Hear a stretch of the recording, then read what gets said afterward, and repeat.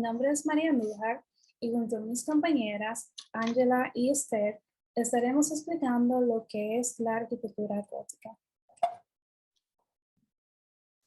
La arquitectura gótica fue un estilo que se desarrolló en Europa Occidental desde la segunda mitad del siglo XII hasta finales del siglo XV, cuando fue sustituido por el Renacimiento, que da fin a la Edad Media y abre paso a la Edad Moderna.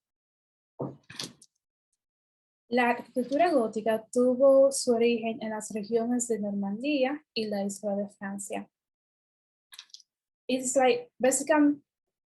La arquitectura gótica tuvo su origen en las regiones de Normandía y la isla de Francia, desde donde se difundió primero a todo el Reino de Francia y posteriormente ya a mediados del siglo XIII, gracias a la extensión del arte cisterciense y las rutas jacobias, como el Camino de Santiago, se difundió por el Sacro Imperio Romano Germánico y los reinos cristianos del norte de España. En Inglaterra, el estilo francés entró prontamente, aunque adquirió un gran carácter nacional, y por el contrario, en Italia ese estilo entró tarde y no fue muy bien aceptado y fue rápidamente sustituido por el estilo renacentista. Durante el surgimiento, desarrollo y fin de este estilo, Europa Occidental estuvo marcada por una gran cantidad de acontecimientos y eventos que marcaron significativamente esa época de la humanidad, tales como fueron, para resumir, la Santa Inquisición, la gran crisis que pasó Europa Occidental tras la peste negra y las cruzadas.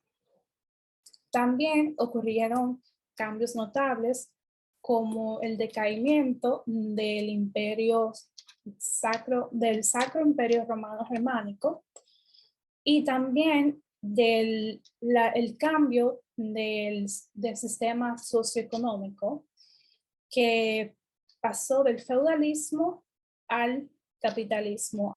El origen del estilo gótico es muy interesante porque realmente el vocablo gótico es el adjetivo correspondiente a godo.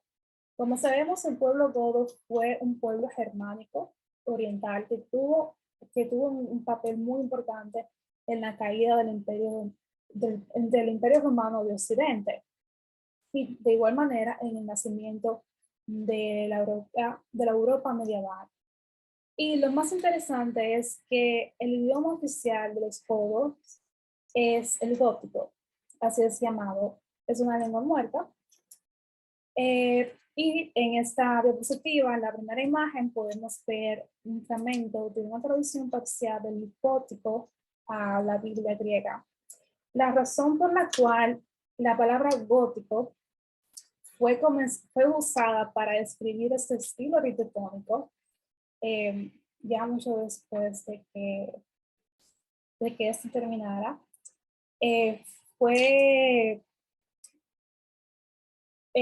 fue un trattorista italiano, Giorgio Vasari, y fue utilizado de una manera despectiva para referirse a este estilo cuyos componentes le parecían desordenados y poco dignos, a contraste de la perfección y racionalidad del arte clásico. Ya cuando se va a hablar de el origen de la arquitectura gótica en sí, realmente uno se da cuenta de que el estudio de este origen ha sido causa de grandes controversias doctrinales, ya que los historiadores se debatían si fue originaria de Alemania o Francia. Y hasta muy avanzado el siglo XIX se llegó a pensar que la arquitectura gótica provenía de Alemania. Sin embargo, ese estilo arquitectónico conocido como se conoce hoy en día, proviene de Francia, norte de Francia, como anteriormente dije, de Normandía y la isla de Francia, que es básicamente una provincia donde se encuentra París. Entonces, la arquitectura gótica se vincula mucho con el Art Basel. El Art Basel se anteponía, difería con lo que decía el creador de la orden de Cister, que decía que la arquitectura religiosa tenía que ser modesta, tenía que inspirar a la pobreza con la que los evangelios predicaban. La Paz Surger decía que las edificaciones religiosas tenían que reflejar una belleza necesaria para estar más cerca de Dios.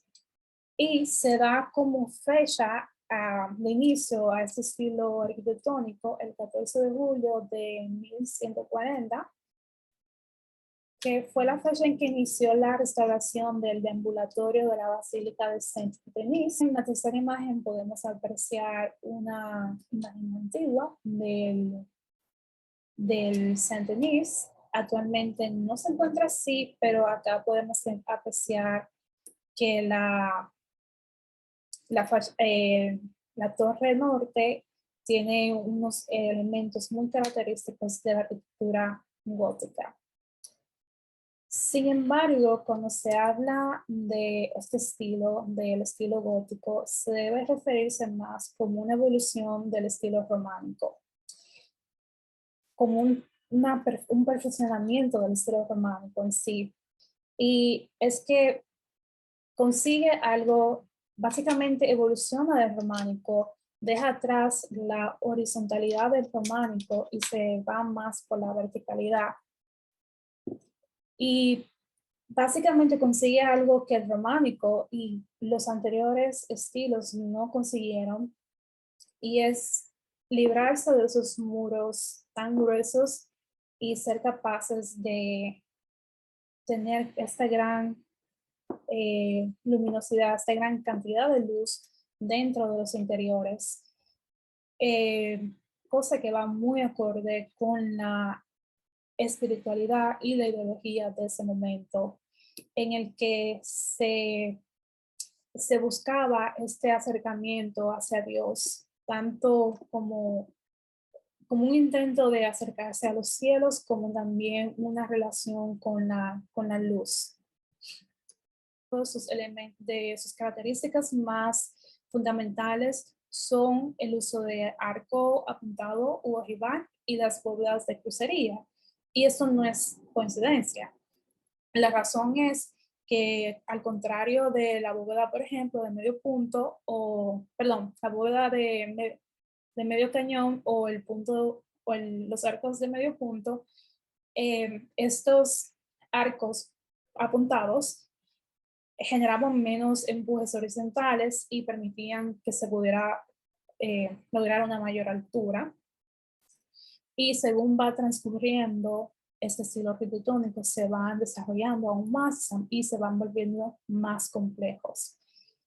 También se va dejando atrás las formas circulares, sobre todo en la cabecera de la iglesia, y se va obteniendo más unas formas poligonales. La planta es una planta de cruz latina, al igual que en el estilo románico. Como dije anteriormente, la luz tiene un significado muy importante. Esto se logra gracias a los grandes ventanales, a las vidrieras, a los rosetones, que aparte de permitir la entrada de mucha cantidad de luz, gracias a las vidrieras se logra un efecto óptico que influye en esa sensación de alcanzar la espiritualidad. Entonces también el uso de vidrieras, se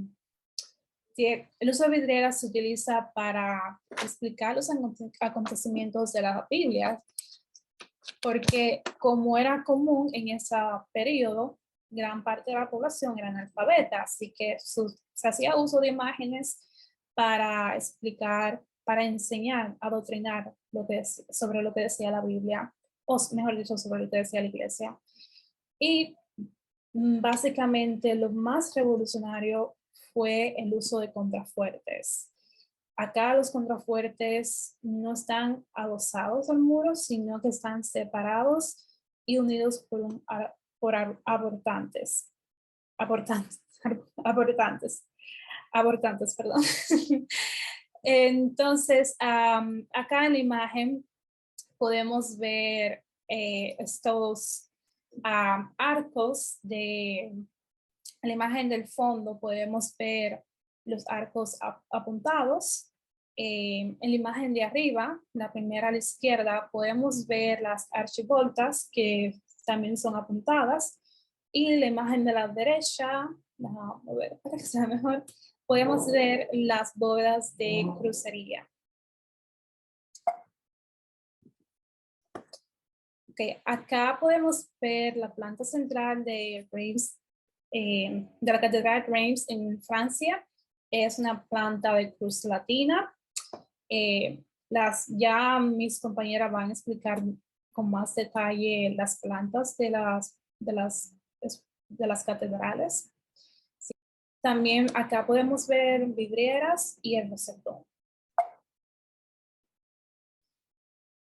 Entonces, los contrafuertes, como les decía, están separados de la estructura de los muros, lo que permite que los muros sean mucho más ligeros y que se utilicen muchas más ventanas. También permite que se dirijan los aguas fluviales y se desaloje. Esas son básicamente todas las características o las características fundamentales de la arquitectura gótica relacionado a los edificaciones religiosas. Sin embargo, hay que tener en cuenta que durante este periodo las ciudades se fueron desarrollando bastante, por lo que hay una gran evolución de las viviendas. Y es interesante ver cómo la arquitectura civil también tiene ciertos elementos de arquitectura gótica. Por ejemplo, la imagen del centro tiene el uso de arcos. Básicamente acá utiliza el arco apuntado, aunque ya eso es una entrada. Y ese es el Ayuntamiento de Brujas en Bélgica. Y se pueden notar muchos elementos de arquitectura gótica. Entonces, las etapas del estilo gótico, para concluir. El estilo gótico se divide básicamente en tres etapas. El gótico temprano o clásico, el gótico radiante o el gótico tardío. En el gótico temprano, a mediados del siglo XII, llega a la perfección más o menos este estilo en las regiones de Normandía y la isla de Francia. Y desde allí se comenzó a extender y llega a extenderse fuera de Europa a las islas Rodas, Chipre, incluso a Siria, gracias a las cruzadas. En el clásico radiante, que ocurre a inicios del siglo XIV, la arquitectura aumenta su esbeltez, se inicia la independización de la pintura y la escultura de la arquitectura, por lo que gana un rol muy importante fuera de la arquitectura en sí. Y se ve comienzan a surgir arcos aún más apuntados, igual las bóvedas de crucería son más complejas. Una obra fundamental de ese estilo radiante es la Santa Capilla, Sainte-Chapelle en francés. Esta imagen de acá del medio es una imagen del interior de la capilla, donde se puede apreciar las bóvedas de crucería. Y también acá Esta imagen es del rosetón, en la imagen de la izquierda es imagen del rosetón, que está al inicio, en la entrada, pero está vista desde el interior.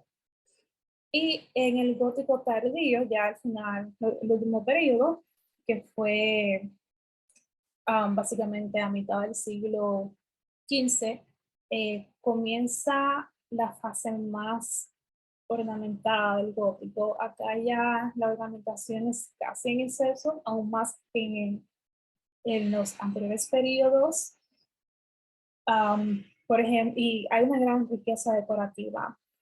Por ejemplo, estas bóvedas de abanico en la abadía de Bath, en Reino Unido, están increíblemente, o sea, la decoración, la ornamentación es muy rica, es increíble, y sobre todo para ser una abadía, ya que las abadías solían ser más modestas al principio. Mi nombre es Esther Peñalo y voy a estar hablando sobre los materiales usados en la arquitectura gótica, los elementos constructivos, la ornamentación, la escultura y la pintura. Entre los materiales usados en la arquitectura gótica está la piedra de sillería perfectamente labrada. También se utilizó el mármol y las vidrieras. Los elementos constructivos. En estos comenzaron a aparecer grandes arcos con estrechas y alargadas vidrieras que distribuían y graduaban la luz en el interior de las catedrales, sustituyendo la penumbra del románico. También se utilizaron las bóvedas. La bóveda se descompone en partes independientes entre sí, situadas sobre el armazón o esqueleto de la nervadura. Además, el arco apuntado proporciona una gran capacidad de inercia debido a la esbeltez, lo que permite el aligeramiento relativo de la bóveda gótica, dando como resultado que las cargas y empujes se dan en puntos determinados y debido a ello el muro de carga deja de ser necesario. Ahí es donde aparecen el tabique y el vitral, también grandes ventanas y vanos. Los interiores, como ya dije, eran muy iluminados.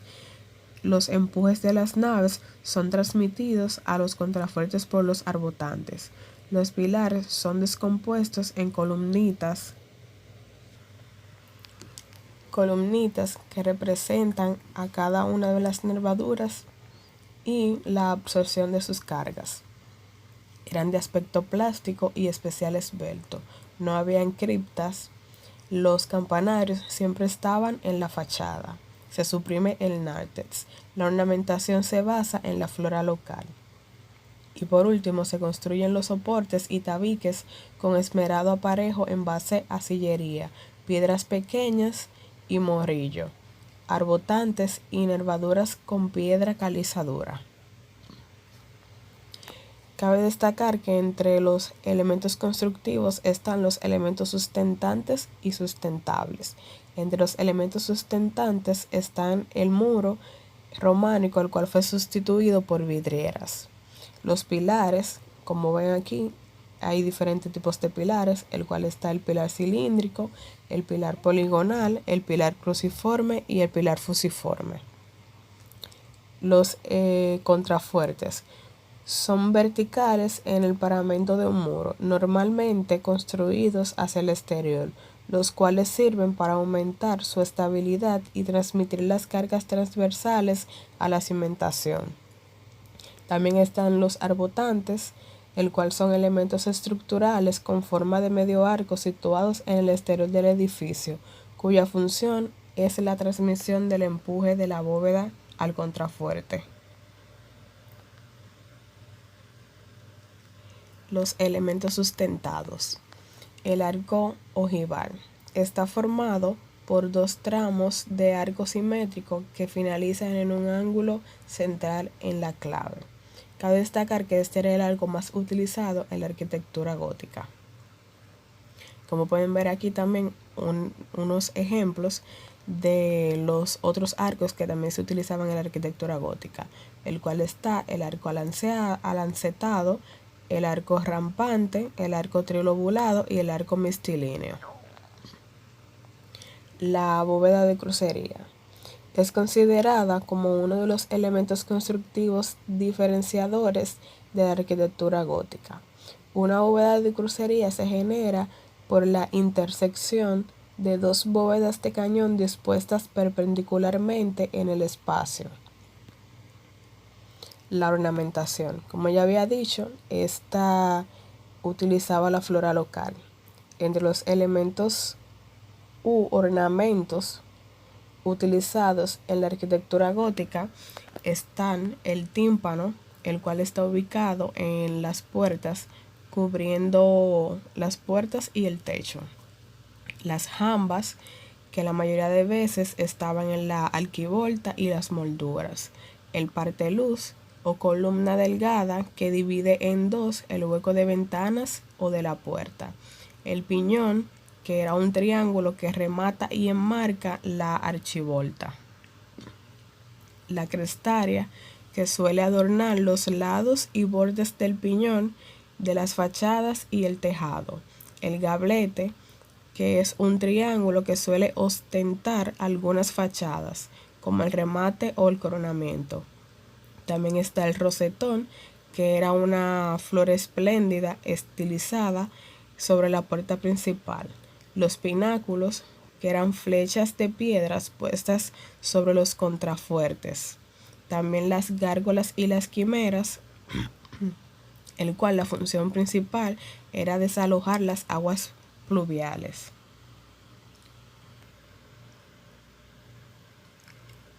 Cuando se utilizaban para un simple adorno, entonces eran las quimeras, las tracerías de las ventanas, las extensas cristalerías o vitrales que sustituyen en muchos casos a los muros, las arcadas y balustradas, utilizadas ambas muchas veces como coronamiento de la fachada. Aquí ven algunos ejemplos de tracerías, otros ejemplos de rosetón, de gablete. La escultura. Esta iba muy de la mano con la arquitectura porque la escultura se utilizaba como un elemento decorativo. Mayormente era realista en los rostros, los vestidos, el volumen, el movimiento y las gárgolas, como ya las había mencionado, que tenían su función. Aquí ven otro ejemplo de la escultura, también el cual se hacían para las iglesias como para los civiles. Y por último, para concluir mi tema, está la pintura gótica, el cual se generalizó o caracterizó por ser una pintura sobre madera. Esta podría ser encargada por los nobles o por los burgueses para su domicilio en particular, también para la iglesia. Entre los tipos de la pintura gótica están las tablas, lo cual eran utilizadas en los altares de las iglesias. También están los retablos, estas se dividen en dos, que son los dípticos y los trípticos. Muy buenos días, mi nombre es Ángela Gómez y yo les voy a hablar sobre las características y valores del arte gótico. La catedral fue uno de los símbolos que representó este tipo de arte, fue como ofrenda y orgullo. La catedral como centro de referencia en el gótico, ya que constituía la máxima ofrenda a Dios y tenía como propósito alcanzar la trascendencia espiritual e histórica. Fue realmente el resultado del apogeo de las ciudades, cuando la prosperidad del campo permitió que se formaran centros urbanos o burgos. Los habitantes de los burgos o burgueses pagaban los impuestos al rey, lo que significó una mayor riqueza para este y un mayor poder de inversión social. Las catedrales fueron construidas por la participación de todos los sectores de la sociedad, las autoridades civiles, el clero, los donantes, que fueron tantos como los nobles como los burgueses, los gremios de artesanos, quienes por primera vez en la historia recibían un salario. Por todo esto, la catedral gótica fue al mismo tiempo símbolo de la alianza entre el rey y el obispo, y símbolo del orgullo burgués. Además de las catedrales, también se construyeron iglesias, monasterios, palacios y diferentes tipos de edificios con este estilo. Continuamos con las siguientes características, que eran las bóvedas de crucería. La técnica más importante fue la bóveda de crucería. Se trata de un sistema de bóvedas que cruza dos arcos ojivados o apuntados, como comunicó mi compañera más arriba. Este cruce genera una serie de nervaduras visibles en la estructura que distribuye el peso de la construcción hacia los pilares, ahora más estilizados, y los arbotantes y contrafuertes externos. Seguimos con lo que fue los arbotantes y los contrafuertes. Podemos ver una imagen de ejemplo de los detalles de arbotantes y contrafuertes de la Catedral de York en Inglaterra. Aparecen también los arcos arbotantes, que consisten en medio arco exterior que recibe el peso que distribuyen las bóvedas de crucería. A su vez, los arbotantes distribuyen el peso hacia los contrafuertes. Así, los muros que antes servían para contener el peso del edificio se hacen innecesarios.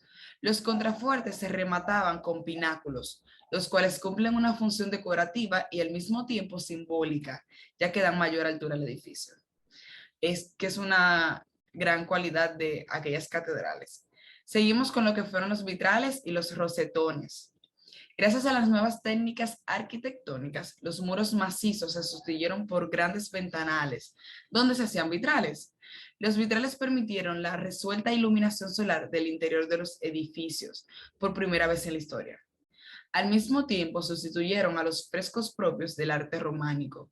Se usaron los vitrales con forma de arcos, como podemos ver, apuntados, y también los rosetones, que son ventanas circulares caladas dispuestas radialmente. Los vitrales multicolores proporcionaron una iluminación absolutamente novedosa. Incluso hubo un tiempo que se puso muy de moda y lo pudimos ver, ¿verdad? Efectiva e impactante. La luz dentro de las catedrales fue concebida como un elemento de contemplación literalmente divina. Seguimos con la próxima característica, que fue el carácter didáctico de las artes figurativas. El arte gótico tiene un carácter didáctico, o sea, su mensaje se orienta a la celebración del Dios encarnado y a la unión de Dios con sus criaturas. Lo que se hizo visible en las artes figurativas, tanto como pinturas, esculturas e incluso la misma arquitectura. Las fachadas de las catedrales góticas aún eran concebidas como libros de piedras abiertos al transeúnte, o sea, llenas de relieves, originalmente pintadas con colores vivos. En el caso de la decoración interior, los vitrales eran comprendidos como una puerta hacia la revelación, pues sus efectos favorecen la contemplación espiritual. Podemos ver una pequeña idea de la fachada de la Catedral Nuestra Señora de Amiens en Francia.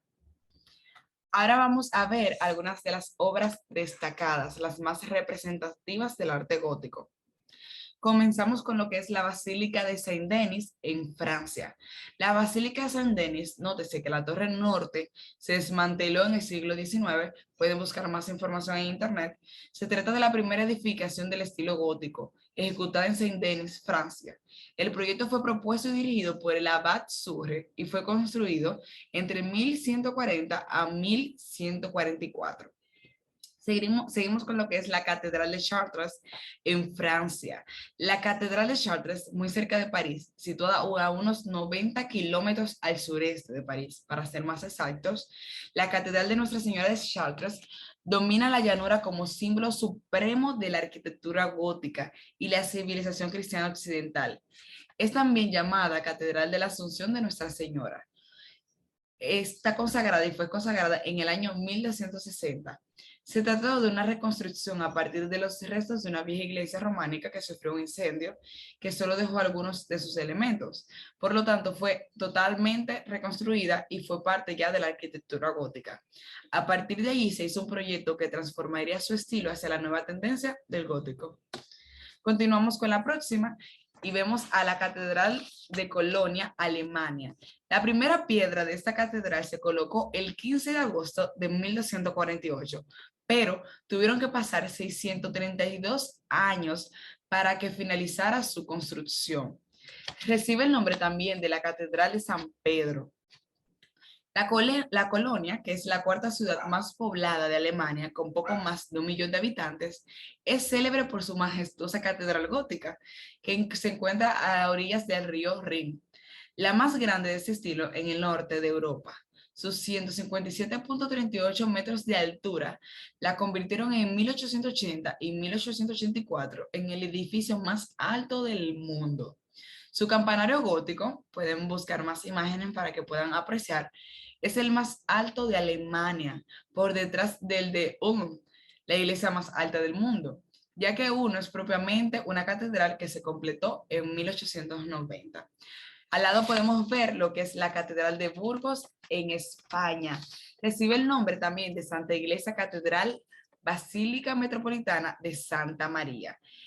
El 20 de julio de 2021, se convirtió en el primer templo Patrimonio de la Humanidad de España que conmemora 8 siglos. Su construcción inició en 1221, fue inspirada en el estilo gótico francés, pero a lo largo de los siglos ha sufrido diferentes reformas. La última fue en el siglo XVIII. Podemos ver en la próxima la Catedral de Milán, o conocida por muchos como el Duomo de Milano. Está consagrada a la Natividad de la Bienaventurada Virgen María y su construcción inició tardíamente respecto del origen del gótico francés, pues apenas tuvo comienzo en el año 1386. Implicó uno de los procesos más largos de construcción, pues solo fue concluida en 1965. Pasó mucho tiempo. La construcción de la catedral se realizó en un periodo de 5 siglos, durante los cuales diferentes arquitectos, escultores y artistas aportaron contribución profesional en la famosa fábrica del Duomo, que era institución integrada por 300 empleados, liderados por el arquitecto Simón de Orsenigo. Concedió a la fábrica el uso exclusivo del mármol de la cantera de Candombia y le exoneró del pago de los impuestos.